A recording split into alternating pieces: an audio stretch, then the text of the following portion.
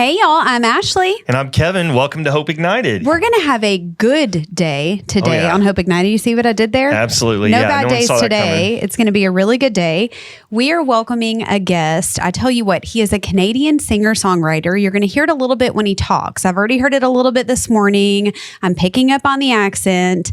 And Ashley's one to make judgments about accents, right? I'm just saying, it's like with the combination, we meet in the middle, and you're the middle. Yeah. You're like, Thank you. You're I'll the take middle that. accent guy. Yeah. But Daniel had a pop single called Bad Day. I can't wait to dive into that here in just a little bit. He topped the Billboard Hot 100 for 5+ weeks with that song, you guys. We're so excited to have you here. Please help us welcome Daniel Powter to the show. Daniel Powter. Yay! Hey guys. Hey. Is my accent that noticeable? No. I thought I kind of liked some of it. No, not really. No, No, I hear it. There's words you said. When you say it, I'm going to call it out. There's certain things you say. Yeah, it'll be, northern? I know what it is. It'll be sorry. Sorry. No, Sorry. Do you hear mine? Yeah, you guys say sorry, right? Kind of with that. Yeah. Sorry. So I get called on that. But when I first moved to the States, every time I opened my mouth, someone was like, yeah, you're from Canada. Then over the maybe 20 years, it started to kind of dissipate. But now I can see that I'm still pronouncing words, but whatever. Do you think we have an accent? Oh, she hammed it up right there at Are the you end. serious? On purpose. Yeah. There's no other way to... Do you think that we have an accent? I don't know how to You not. do. Of course you do. Do we? You do, but I love it. I mean, you have a great accent. Yeah. See? Yeah. See? No, it's great. No, Only it's one of you. us You got to needs be subtitles, yourself. though. You got to be yourself. Yeah. Okay, so you are wearing an LA hat. You're from LA, right? So what's tell us about that? Originally from BC, from Canada. BC. And then, I moved down to LA. Oh gosh, I want to say like 22 years ago. Okay. And that's home base for you, though. And then temporarily, you're Well, home somewhere base else. there, but now also Oregon. And then as we were speaking, I've moved up to Washington with my son. So I'm kind of all over the place. Yeah. It's so beautiful there, though. Where's your favorite place that you've ever lived? Gosh, I think honestly, like where I am now, we got a home. We bought a home in a place just outside of Portland called Lake Oswego, and it's stunning. Home on the lake, and the summers are just absolutely amazing. You pay for it in the winter because it rains all the time, but I think that's probably my most favorite place to be. It's really peaceful, having the lake there, wildlife. It's incredible. LA, I don't know why I still think of it as my home, but it just changed so much over the last maybe 5-6 years since the pandemic for us. And I think once I had kids, I really wanted them to have that kind of small town, lifestyle, meeting friends, going on their bikes. And so it was just much more conducive for us to move there and just have that sort of open space. And so I guess that's it. Yeah, as artists, I'd like to say I'm an artist. Yeah, I was like, wow, you just really threw yourself out there. I'm not part of this conversation. Please tell me about you guys. Tell me about y'all. Okay, as you being an artist, and so I've heard that artists are very inspired by their surroundings. So do you get inspiration from looking out on the water? Like, what is the place where you feel most inspired to write? I'm on a boat. That was you, right? Yeah. Sorry. I take that. I think for me, it's relationships, or meeting people, or circumstances that involve like struggles with others, or that's just their stories. People that I meet that I find really inspiring people there's always a song there. Sometimes it takes me a while to draw that out of them, or I don't even know what's happening. And later on, I start thinking about some of the things that or the people that I've met, and their struggles and their triumphs. And those are usually what inspires me to write something, or just circumstances, not often scenery or places I've been, but just experiences I've had with others, good and bad. Yeah. Do you, what do you write on primarily? Piano, guitar? Do you just kind of write the melody vocally? So this is kind of sound weird. I don't use an instrument to write. at all. I know that sounds weird, but I actually just, when I write, I get in my car and I just drive. And if something comes into my mind while I'm moving around, then I just hum it into an iPhone. And then I might go home and start to maybe chord behind it or see if there's anything there. But I find if I use an instrument to write, that the instrument can sometimes almost overly influence the way the song's going to be. And if you start, for example, if I start on the piano without sort of something ready to go, then the song is going to turn into a piano song, which is fine.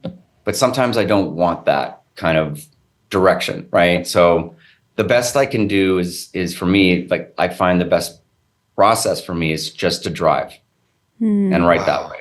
Yeah, I do my best thinking that way too. Time with my iPhone by my face and I'm driving and I'm singing to it. That's happened lots of times too. Yeah. Look at that guy. You're in like a school zone and you're like, I swear I'm not on the phone. I'm just writing my next hit. You gotta get a double ticket. No big deal. Well, I have it right in front of my face and I'm just like, yes, I just go ahead. People just, it looks like I'm doing a selfie or something. Well, if you're in LA, like people are rehearsing and they're doing all that, so they're right, before they go to an audition anyways, nobody's judging each other in the car, I'm sure. Are you a lyricist first then? Would you say that your emphasis is lyrics? And then I would add to that, like, who do you admire as a lyricist? Or who are some people that really inspire you in the way that they write lyrically? Mm-hmm.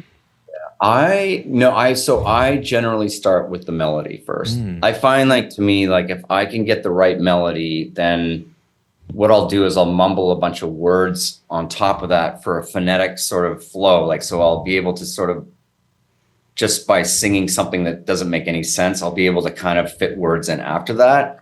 But I struggle with lyrics. I feel like, songs now that they're so short, back in the day with the artists that inspired me the most would probably be, if you're asking, would be like Billy Joel, like that storytelling is just, that's a craft and he's a genius. And I don't personally think there's anybody that can do it better. But that was also back when you could do songs that were 4.5, 5 minutes long. Yes. So you had more opportunity to get like the information out. So now, with the way streaming goes, a lot of songs are like max 3 minutes and sometimes even less. So storytelling in that sort of genre is much more difficult, I think. But what's the best way to put it? I think you just have to have a few punchy words and then try to get something across that maybe hasn't been said before. But I kind of have this feeling that a lot of the pop music I hear now, which I don't really listen to, but some of the things I hear, it's a sort of, it kind of has that similar homogenized kind of shot. Like there's nothing really there to listen to, and so I don't know. That's my opinion. Maybe I'm just old, but I admire Billy Joel's storytelling. It's just incredible, my opinion. Have you watched the new documentary on him? It changed my life. The HBO one, right? Yeah. I haven't seen it yet. I know I keep meaning to, I just haven't had any time, but I want to see it. It's only going to make you fall more in love with like him and his story and his why. And like, I just feel like as somebody who really loves his music, understanding the why behind it, to your point, like it's so good. It's so good. And the thing is, like, he's very transparent, like you are. Like, he's like, look, it's not all rainbows and butterflies. Like, it's real, and I think that's why I really liked it. I want to know, like, you are somebody who inspired so much of my life growing up with your music. And I mean that. I'm not blowing smoke. Like, 2005 was a big year for me. But Kevin was like, I don't know, filing for retirement around that time. She likes to say I'm like maybe 8 years older, and she acts like I'm Methuselah or something, like Father Time. And Botox years were like 45 years apart. Yeah, I had just signed up for AARP and was getting discounts. Yeah, 4 p.m. movies, big early dining guy.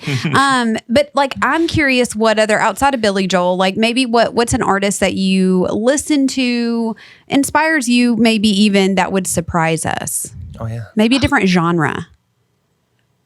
Well, I think the way I grew up, maybe the best way to describe it or sort of say it is that my mom was a phenomenal piano player. My mom was incredible. We had this piano in our house, and I think what she was able to do with me was, because I struggled so much in school with dyslexia and so many things, is she was able to take these analog records that she had. And so it was Billy Joel, but it was Fleetwood Mac, it was Elton John, and then she started introducing me to really early Prince, like the Controversy records. And then she started playing Bartok, and then she started playing Mozart. And then so what she would do is she would take this is how you think you guys, I'm dating myself. I'm taking these analog records and I'm spinning these records and I'm sitting there.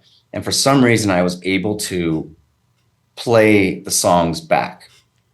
Couldn't do math, couldn't do science, couldn't do school, couldn't write, couldn't read, but I could play the music back. So to sort of answer your question, I think my mom was the artist that inspired me the most, because she was able to zone in on not what I couldn't do, but she was able to illuminate and put light on the things that I could do. So she really took this Montessori approach with my education. And she said, listen, don't worry about school.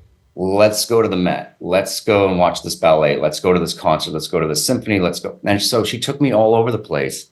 And I just got exposed to more and more artists. So I think by osmosis, it all just kind of came in. And now I would think it's just a mixture of all of these different records that my mom played that really inspired me. That's incredible. I just lost my mom like 3 months ago. Oh, and so sorry. only child, we were single mom growing up, but it was the same thing. We found each other in the music, and she had thousands, I'm not exaggerating, thousands of vinyls. And when we were looking at her celebration of life, we formed the playlist for our DJ, who is our producer, Doug, through her vinyls. Like, I just went through and I took photos of all of my favorite vinyls that, like, I remember, like, we just found each other in the music, and it was incredible. So that's pretty cool that we have that in common. I'm so sorry about you losing your mom. I'm sorry. It's okay. Like, I feel like going through those tough times is what really makes us who we are, right? It was impressionable and it made me better. Let's talk a little bit more about Bad Day and the lyrics behind that and the why behind that. Okay. So I think I've said this before, but maybe this sounds a little bit funny. Bad Day just wrote itself. I know that sounds weird, but really what it was is it came so quickly. And I feel like a lot of times these sort of songs that really touch people's lives, they almost already exist. And you just have to be open, and I know that this, now I'm sounding all spiritual and weird, but it's almost like they already exist, because that song wrote itself in 5 minutes. So I feel like I didn't have that much to do with it, other than it just came really quickly. And it's always those songs, by the way, that you don't want to be recognized for, because they were easy. It's the ones that you struggle with for like weeks and months, and you're like, and nobody likes it. And you're like, oh, right. So the lyric behind it, I think a lot of people might think it's about having a bad day, but it is, but it's also about sort of, what's the best way to put it? Making fun of yourself, or I was making fun of myself. I think it's about sort of like complaining about the little things and not looking at the bigger picture. So that's kind of mostly what the meaning is, I think, behind that song. But everybody has a different opinion, and sometimes other people's opinions that they've shared with me are better than mine. So I'm not sure what it means to you guys, but that's kind of where is it ever like super deep and you're like, that's exactly what I was going for? Yeah, man. That's someone's interpretation. There have been stories. I can remember when I first went on the road in the US after everything went on outside in Europe and Southeast Asia, and I came home. And I remember meeting a family, believe it was near Bakersfield, California. And when I tell you, they were so, I've never experienced a situation where they looked like they couldn't feed themselves. They were so destitute and broke, and like, I think they lived in their car. And I remember the mom and the dad and the two kids were at the show that was put on for free by the radio. And they started telling me what that song meant to them. And when I tell you, it was probably one of the most emotional experiences I've ever had, and how they were so filled with hope. And that made me I think it made me weep for days. Wow. And I think about them often, only because you never know who you're going to inspire and touch. And that one was pretty meaningful for me. Daniel, like when you've had a song that like really hit at the level that it did and, you know, became such a cultural iconic moment, do you, as an artist, do you struggle with escaping from that being the definition of your whole life? And what insights and wisdom have you gained over the years, and maybe some peace about that not defining your whole life? Yeah, that's a really great question. I think when it was blowing up all over the place, and you kind of always felt like you're kind of in the eye of the hurricane. I don't think I was prepared for any of it. And honestly, like I've always said this to people before, like you never know if you want to be in the spotlight until you're in the spotlight. With me, it definitely wasn't something that I enjoyed much. I was respectful and appreciative, and I did all the work that they asked. But I think what I was doing back then was like I didn't have a no in me. I didn't know how to say no. So I was doing every single thing the record label was asking me to do, to the point of where I wasn't functioning well anymore. I was sick all the time. I turned to drugs and alcohol to sort of escape it. Because I couldn't, it was never stopping. And what do I know now? Well, the difference is now that I have a no, and I do what I want to do. I was really pleased and happy to do something with you guys, but there's a lot of things I just don't do anymore. And it's actually, that self-preservation is so essential, especially when you've been in a place where you're traveling constantly, you're never home. You're doing in 15, sometimes 18-hour days. And again, I want to make sure that I'm saying I appreciate everything that's happened to me, and I'm glad I was able to do what I was able to do, but I wouldn't do it again, you know? Yeah, so that, I think that was the hard part, is just sort of turning inwards, self-imploding, and incredible levels of depression. I think the more I got recognized, the more depressing it got for me. So as much as I have a really incredible relationship with Bad Day in that first record. I'm fond and happy and excited about it. And then there's this other side of me I don't want to be connected with it. So I still struggle with that sometimes. I totally get that. Sometimes you have to learn just as much about life what you don't want to do as much as what you want to do, right? And I mean, I think God gives you the wisdom through things like that. I'm also in a season of no right now. Like I'm trying to prioritize my no. You talk about being a parent. Tell us a little more about your kids and maybe how you're prioritizing them in this season of life. Well, I think that was the one experience I had was when I had a daughter who's now in North Carolina at school, and she's about 22 now. She's doing really, really well, but she never had a father, and I was always gone. So every time I came home, I swore that she'd grown about an inch or 2 inches more. I didn't have a relationship with her because I was doing what I was doing. Now, fast forward, those are my priorities, my kids. So whatever I do for work has to come behind that, right? So I have a wonderful 13-year-old daughter now who's an incredible dancer. And then I think we talked earlier about my son, Cash, who's a AAA hockey player now. And I'm just living the dream up in Washington, chasing him around, and just supporting his dreams, So it's cool because my parents supported me in my dreams. And for me to be able to do that now for Cash is pretty special. I mean, I think in a very different but similar way, the way that your mom inspired you through the records, it's exactly what you're doing for your children. So I genuinely hope that you see that, like, to us and to people that love you and the people that will watch the show, that you will inspire. Like, just being an amazing dad is probably one of the most powerful roles and responsibilities that you'll ever have. Like, it certainly makes me a bigger fan of yours to hear that season of your life.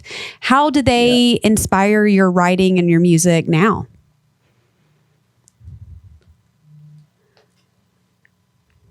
I think the way that they've inspired what I do now is,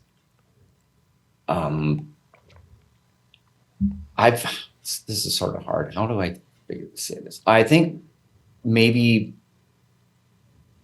watching them do things that I could never do, and being able to be so successful in the ways that they do things. I think the way they inspire me to do music now is that I've kind of come to a point where I write songs that I want to write. I don't write songs that, I don't write songs to try to be on the radio. I don't write songs to try to get millions and millions of streams. I just write things that from my heart, things that I can connect with, and I think when I was first starting, I really started to sort of drive myself towards the middle, the homogenized zone, the pop sensibility. And I think once these guys were here, my kids were around me, I realized like, that's not who I am. And I don't want to write music like this. And so I would think that's probably the way they inspired me the most. I don't know if that makes any sense, but. Yeah, I have a 22-year-old daughter and a 17-year-old son, which is really interesting. I think our lives kind of once again, I'm like a fellow artist, and his kids are around my age, so yeah. But no, I went through a season of life after my brother died. My brother died, and I've talked about this on the show, and it was a traumatic experience, and we were very, very close. And, I went through a period of time where I think I was not really available for them. Yeah. And I was there, I was present with them, but I wasn't there in my heart. And one of the things that, I went through a time recently where I really came to peace. Do you remember in Forrest Gump when Lieutenant Dan was kind of up in the crow's nest or whatever, and he's like, he's like cursing God, kind of like up and all that, and then he's just at peace. That happened to me, and I really came to peace with God, about the whole experience.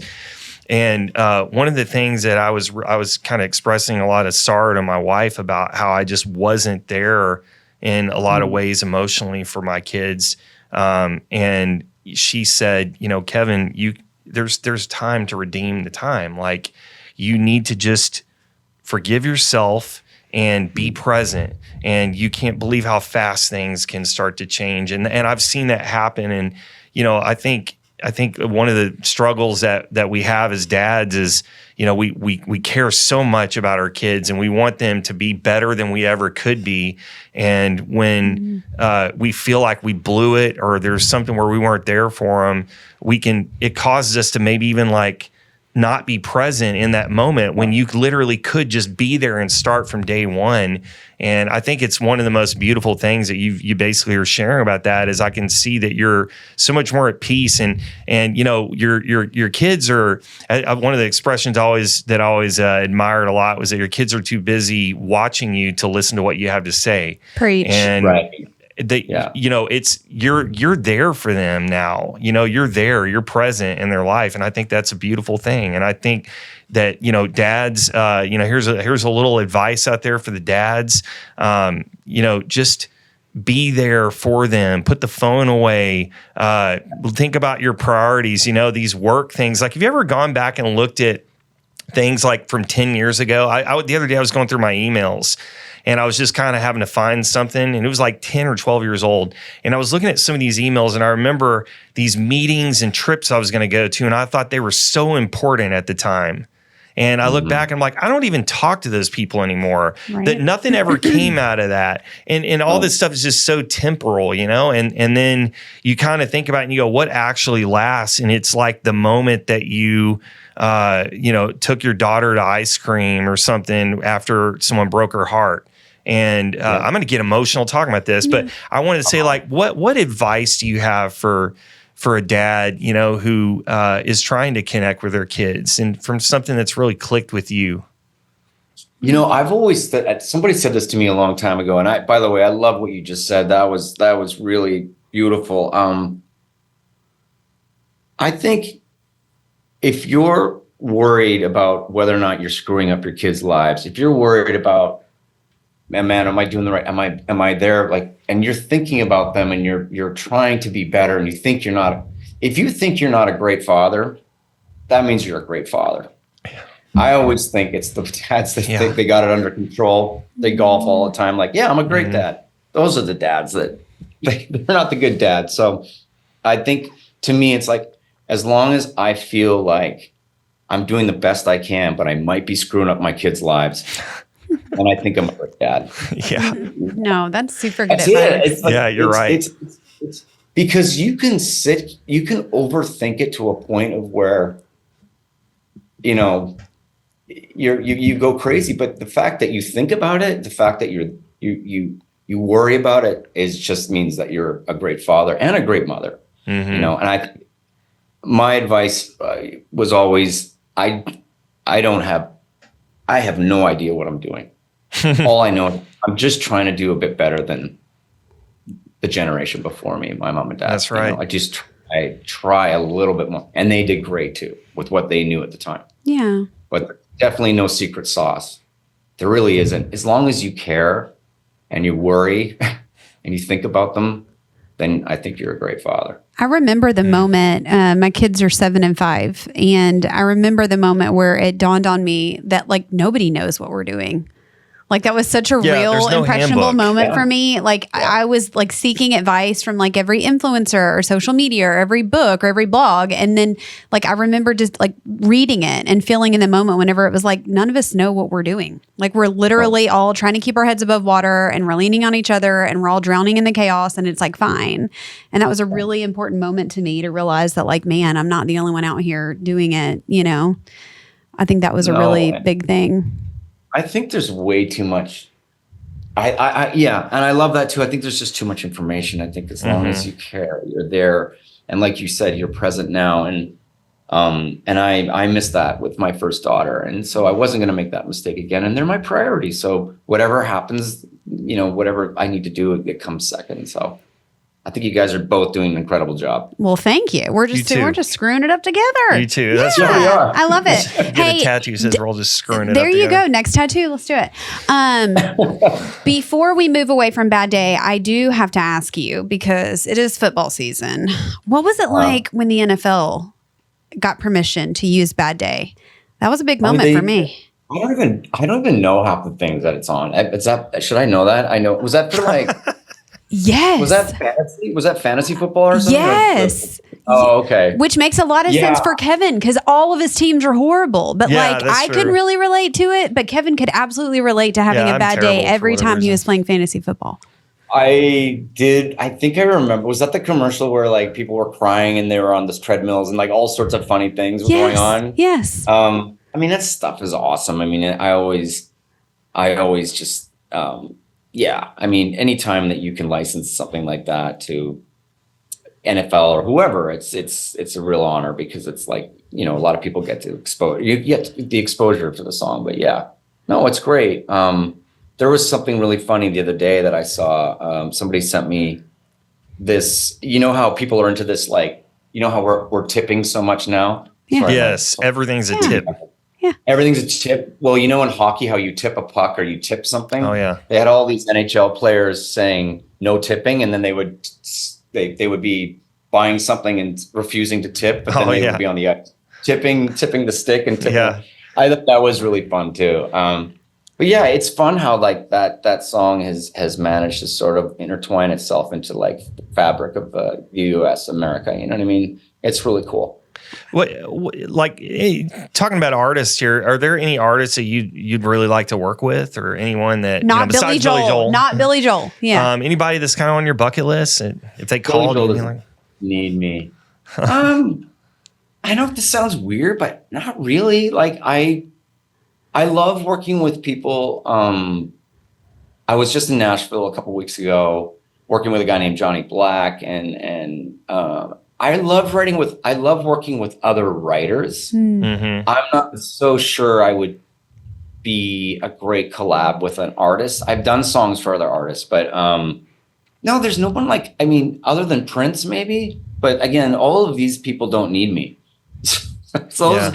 the ones that inspire me the most are artists that don't need me to write with them or collaborate with them. Are you Hey, so what- devastated right now? Did you think he was going to say you? Me? I thought you was going to ask me. Yeah, you guys. Besides Well, Kevin, I was going to obviously. get the guitar out and play it. No, what's your favorite Prince song? And I'm asking this because our producer is the biggest Prince fan in history. Like, he knows everything, and he would die if I didn't ask this. He also took like 2 weeks of bereavement for Prince. Yeah, so when you Prince just need passed. to understand Yeah, the that's level actually true. of like depression. One day, he says one This day. guy was gone for 4 months, Sackcloth right? and ashes for a day. Yep. Yeah. I don't know if I would be able to pick the best. I think my favorite album is Sign of the Times. He just said But that's I his too. So you're good in his book. Producer Doug. And I saw that tour. I saw them. My mom took me to that when I was in high school in Vancouver, and I saw him playing the round. And I think, oh, you know what? No, it was the Love Sexy tour I saw. That's what it was. But it was still phenomenal. I mean, he was so good that it was almost like, I remember when I watched him play for the first time, I'm like, well, I can just quit. There's no point. Right. And we're done here. We're just hanging And up. we're done. I got to move on to something else. Different career. Well, what, Daniel, what are some things that some projects or things you're kind of working on now, or, or that is anything that you want to share? I'm putting a new song out in the first song that I've released in probably, I think, almost 15, 16 years, something that I've done for myself. That comes out on the 12th. There's no push behind it. I'm just going to release it and put it out. It's called, what's it called? I forget. See, proof is in the pudding. He's not writing it for the streams. City of Angels. City of Angels. And that comes out. And then there's new music that I just finished up with working with some producers in Nashville. And so that'll come out next. I'm not sure what the release date will be, but that'll be under a different label. So can we talk a little bit about City of Angels and the impetus behind that? Yeah. The weirdest story for that, and it was a situation where I was in France, and maybe this is a little too dark, but the shootings at the Bataclan Club, which were a place that I used to spend time at in Paris, happened just after I left.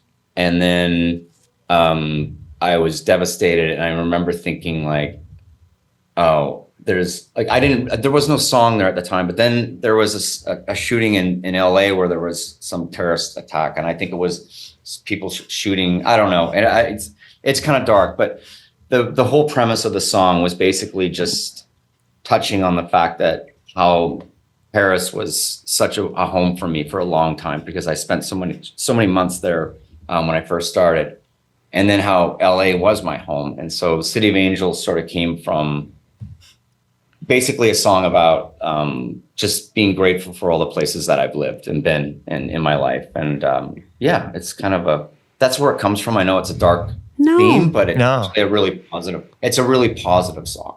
I cannot wait to hear it. One of my favorite things about visiting Paris that really put life into perspective for me was people there like work to live where we live to work.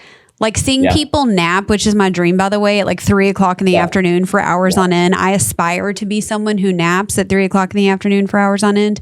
It changed me. Yeah. Paris is one of my favorite places. They have a shorter work week. And then when they're on holiday, if they go somewhere and you need to reach them, you can't reach them because they don't take their phone with them. It's so good. They disconnect from the world. Great. But can we just give me ice in my water? Like, I just want ice. And air conditioning. Air conditioning, yes. I'll sweat it out, but just give me freaking ice cubes. I don't understand that. But you know what the other thing? I don't know if you experienced this, but I would eat everything that they would give me. Like pastries, coffees, whatever, cappuccinos, food, whatever I ate, and I just kept losing weight. Yeah. I don't understand. I know. It's so weird, isn't it? Well, it's because we walk. It's more than that. The food is different. Like, I think it's all the processed stuff or whatever here. You do get a baguette for every meal, though. Yeah. It's like, oh, coffee, here's a baguette. Yeah, but lobster, here's a baguette. I don't know. I don't understand it. Probably because we don't have ice cubes. I don't know. Air conditioning, we sweat it all out. Yeah, we sweat it out. Well, it's also that, but then it's also, I think it's a smaller portions. But then the other thing was because I asked this, I was at a cafe and I said, can I get a large can I get a large coffee? And he puts this little cup down in front of me. And I said, no, a large cup or coffee. And he takes the cup again that he gave me and he puts it up in the air. They do that kind of stuff. Yeah. They do that. My mom, one of her favorite Paris stories, I was with her and we said, we want to go to the Louvre. We got in the car and we're like, can we, take us to the Louvre? And he goes, the what? And we go, the Louvre, and he's, what? And he was like stringing it out and finally she's trying to say that, and finally I go, you know exactly what she asked. Just come on, quit playing games. And he's like, okay, fine. And he was just like grinding on us because the American tourism thing, the American tourists are so annoying to him. But can I tell you one embarrassing story in Paris, and then I'll shut up. Yes, please. I was across the Pont de whatever it was, and a bridge, and a man approaches me and says, "Prends-moi une photo," and I'm like, yeah, fine. So I went to walk over and I put my arm around his wife, and she pushed me away and was, and just like, what are you doing? And so it turns out they wanted me to take a picture. Stop it. Yeah. And so you thought they were super fans. He was mortified. I thought the guy was going to kill me. And I was just like, oh, I'm sorry. And you can't explain it, right? Yeah. It puts you in your place and it just gives you perspective on life and be like, oh my God. Yeah. That was fun. Paparazzi everywhere I go. I can't. Well, hey, what do you think about a really quick hot take segment? Yeah, let's do hot takes. Okay. We have a little segment we like to do. So. Yeah. So the way this works is we're just going to ask you questions and we want your hot take. Like these could be controversial things. They could be things where you're like, oh, I don't even know how I'm going to pick that. But you're just going to give us your answer. Yeah, we're going to limit the answer like 30 seconds or something. Yeah, we're going to rattle just through give us a quick, your gut feeling about it. Yeah. Okay. Favorite host on Hope Ignited? Ashley. I'm just kidding. It's not on the list. Ashley. I'll answer for him. Ashley. It's not on the list. It's not on the list. I'm just kidding. That's not fair. I can't do that one. No. Thank you. We'll see who is next. That's my man there. Okay. All right. First one. Do you think streaming has hurt music more than it's helped? Oh, great question. That's a double-edged sword. That's how long do I have? Like 14 more seconds. Back in the day, okay, here, I'll go really quick. Back in the day when there was a physical market, we had people at the record company called A&R. A&R's job was to sort of pick from the multiples of submissions to their labels, and they would sort of collectively look at bands and decide what was going to be signed and released and what wouldn't be. The advantage of that was we heard some really incredible music. We got to hear like incredible bands and incredible influencers and our influential music. Now that it's streaming, we've taken away the safeguards. So there's no more A&R, which means everybody can be an artist. Everybody can write songs, and you're going to get 80,000 to 100,000 uploads of new music every single day to Spotify. The good thing about that is people that would never have been discovered by a record label have an opportunity to get their music out. I think the hard part is being able to get any kind of recognition or any kind of notice, because there's so much now, so much music out there that it's difficult to sort of get through it all. It's a mixed bag, it sounds like. It's a mixed bag. I feel like unless you have an incredible amount of social I don't know. I don't know how people will do it today. Honestly, it's much more difficult than it was when I was making music, I would think. It's good. Okay, you're up. Okay. You're up. Yeah, next one. Sorry. Next Does one. that make, no, I don't that was know. great.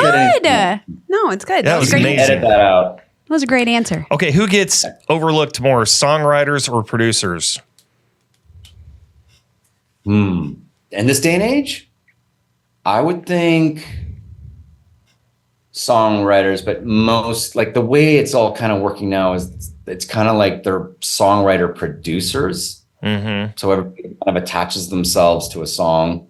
I think songwriters generally probably get more overlooked because producers kind of have their foot in the door with especially producers that are making hit songs. Those guys are probably sort of, they've got it made. When they mention their name in the first 10 seconds, their own name in the first 10 seconds. Oh, yeah. Like Red One. Yeah, yeah.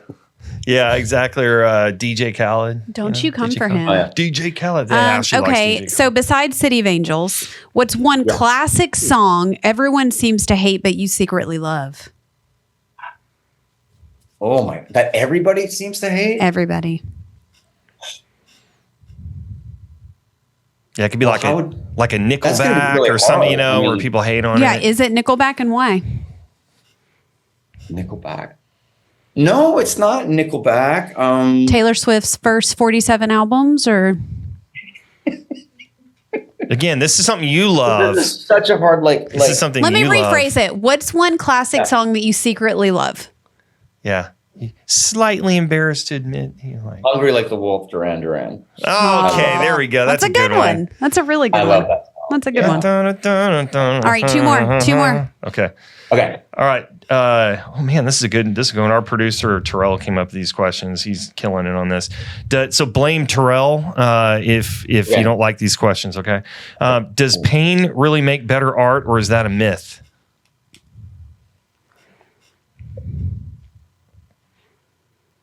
I'm going to say that's a myth.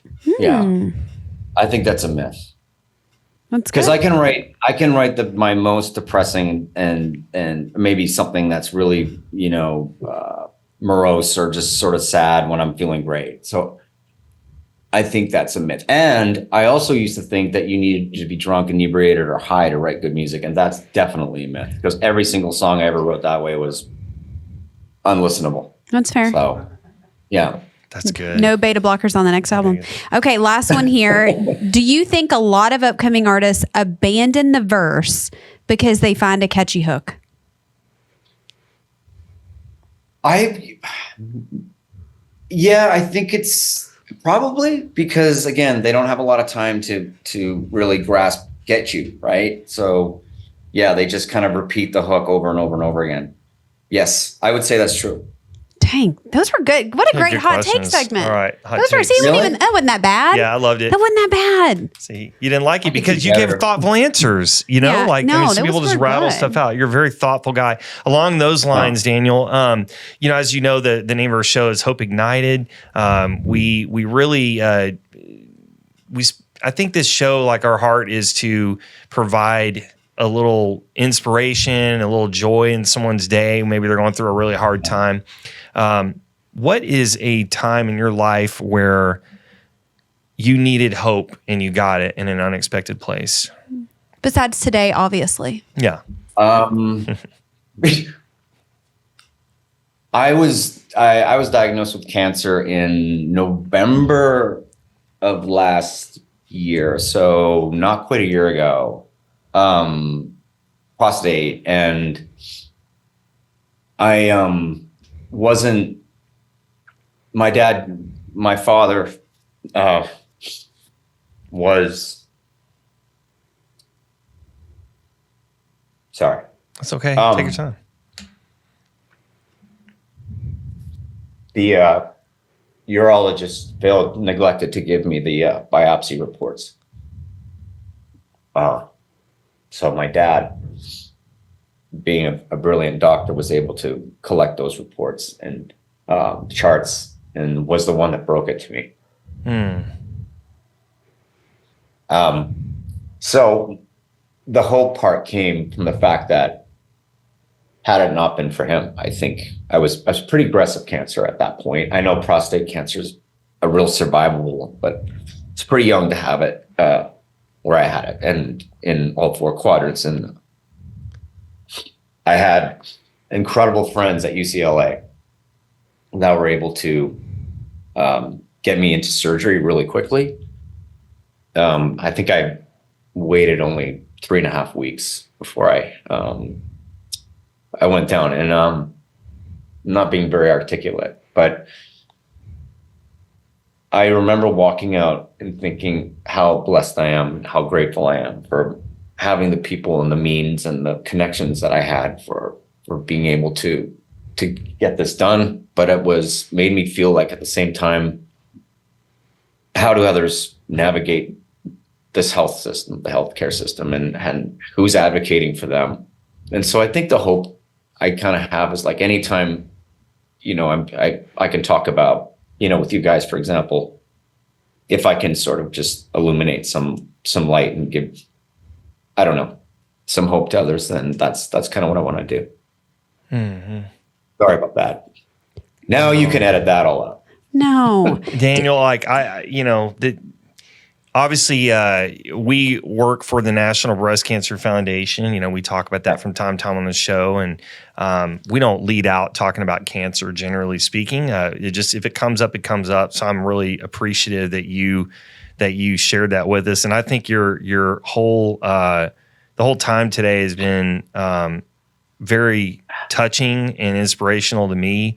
And I think the thing I see in you that you should never apologize for is your authenticity, and that the battle wounds and the scars that you have and all that are beautiful, and you there's plenty of fakeness out in the world. I'm sure in LA you see it all the time. It's just so much of that, and really, what is life about if it's not us being authentic with each other and being there for each other? That's the whole point. And so I just can't thank you enough and for sharing that. Is there, having gone through this experience that in your own cancer battle, is there any advice you give for men that Yes, get your prostates checked, get your PSA levels checked. It's such a strange thing how, and I'm sure a lot of people, you don't really, I know it's kind of a cliche, but you do take your health for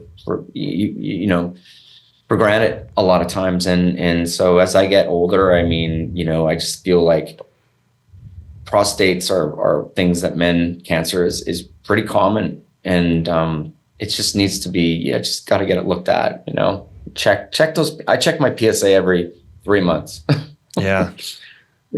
Well, I certainly will. And yes, absolutely. And I appreciate you doing that and sharing about that.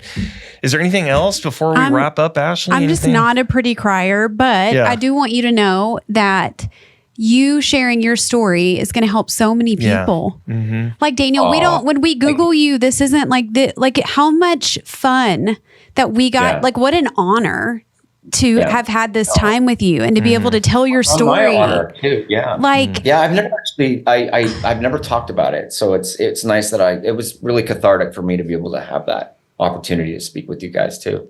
It's going to think about how many lives you're going to save, and think about what you're going to do for people that feel isolated and they feel alone and they feel like there's a stigma around it. Like as a man, like it's a very challenging thing to think about, right? Like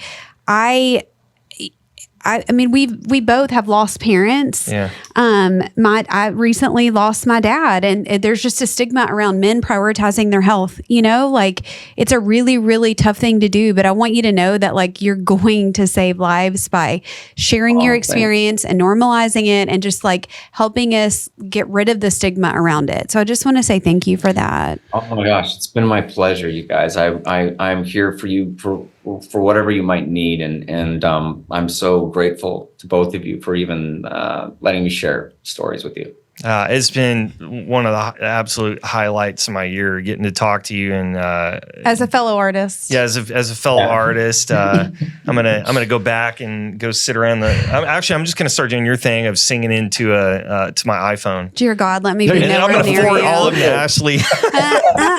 No. What do you think of this one, Ashley? Daniel, will you make us a promise? I don't know what would ever bring you to Dallas, but when you come, will you please come visit us? I absolutely promise. And my son will bring me to Dallas. There we go. Over the course of the year, because we'll be all over the U.S. playing tournaments. So I love that. Sure we'll be there. I would love to see you guys. We'd love to see you in person. Mm-hmm. Yeah. Yes, we're all going to get matching tattoos. Yeah, matching tattoos. I love it. Barcode, right? Yes. Barcode? Yes. Okay. Yes. Okay. We love you. Okay. Well, hey, we love you. Thank you for your time. And I can't wait to see you soon in Dallas. Yep. Oh, man. It was a pleasure. Thank you both for having me. I appreciate you both. What a powerful episode. I'm so honored by Daniel sharing everything that he did. I know for so many of you, you're able to see a new side of Daniel and see a little bit of his personal life. And, anytime someone opens up like that, it's a really profound experience to be a part of. I'm blown away by him. Like, I feel like we do this sometimes, but we think we know people, right? And it's like, it's interesting when it's a celebrity like that, because I think you not really make judgments, but you form your opinions on somebody based on the lyrics. He talked a lot about the lyrics, or just on kind of what you see on social media. But what we've been able to do with this podcast that I'm so proud of, and Daniel's like a poster child for it, is we can allow this to be a place where people can be vulnerable and they can be honest. And what an honor that he chose to share his cancer journey with us. Like, I'm just blown away by that. And the way that it just came up so naturally. We didn't know that going into the show.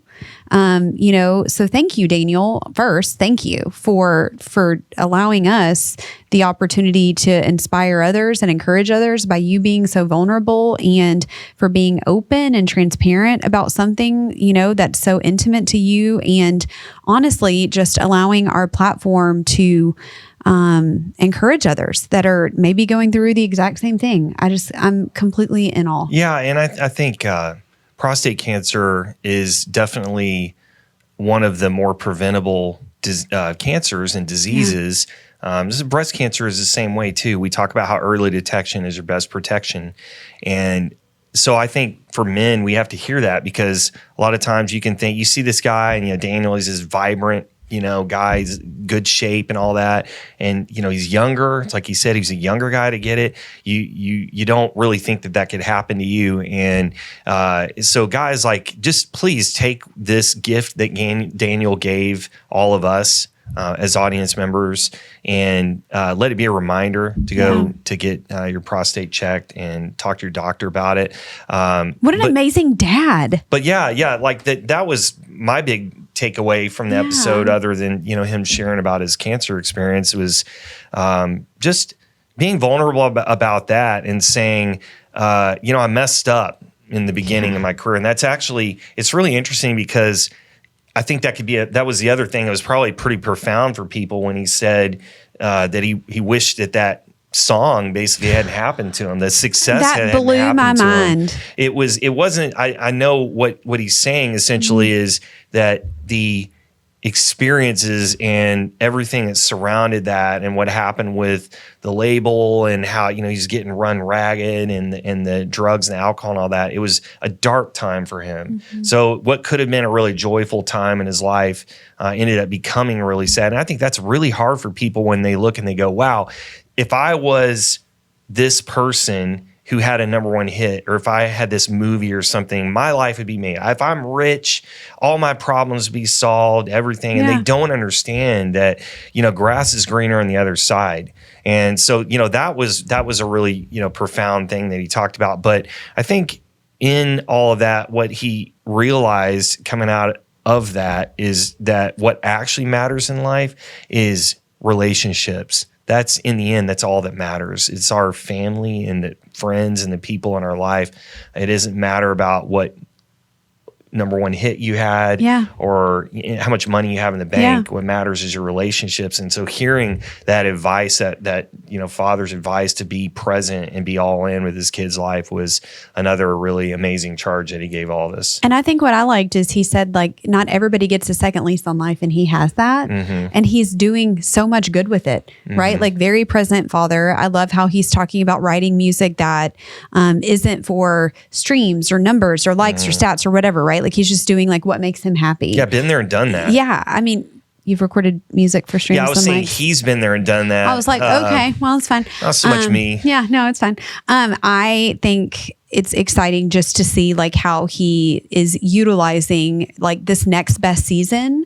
And I just pray for big things for him. And it honestly, pinch me episode. I still cannot believe that we got time with Daniel. Like, so honored. Yes. Guys, I would ask that you really show Daniel some love in the comments. If you see any of these, wherever you see it, Instagram or YouTube, you see any clips, or you watch the full podcast, please just show some love to Daniel for being vulnerable and putting himself out there like that. It's hard. He's a human being, and it's really hard to come out there, and especially when you've been really burned by fame and publicity and all that, to share something so personal. And you saw how much that meant. And Daniel has obviously given us permission to share all this, and he really wanted you guys to know, and he wants this to be spread around. So, by all means, please, feel free to share this. We, on Hope Ignited, we really, we always strive to have conversations that are just authentic and real. We never try to force anything. Yeah. And, sometimes it's funny, and sometimes it can be a little, profound or sad or whatever, but we always like to have those real conversations. I think that's important in this day and age when things are so fake. Social media can be so fake. So if you enjoyed the content, we'd love for you guys to subscribe, to the channel, and we want you to come back so we can get to know you, be a part of our family. Lots of more powerful episodes coming up on Hope Ignited. Thank you guys for loving us. Yeah. Thank you for liking this, sharing it, subscribing, following, all the things. You're helping us make a big difference for people when they need it most. So we look forward to seeing you guys on the next episode of Hope Ignited.